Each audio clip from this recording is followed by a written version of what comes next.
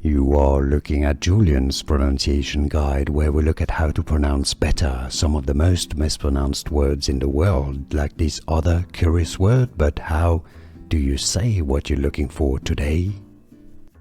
Let's learn how to pronounce this name from A Court of Thorns and Roses. If you want to learn more names from the series, you can skip to the end of the video. We've got them all there.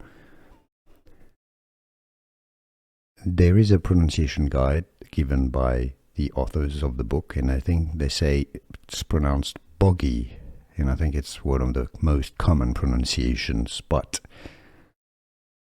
it seems that in the read audiobook pronunciations, when they read the book, they pronounce it as Bogge. So there's always going to be a bit of a controversy or discussion, debate on how it's pronounced.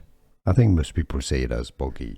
Here are more videos on how to pronounce more confusing words and names too many mispronounced. Like this video if you found it useful. I appreciate your support. I'll see you soon, and thanks for watching.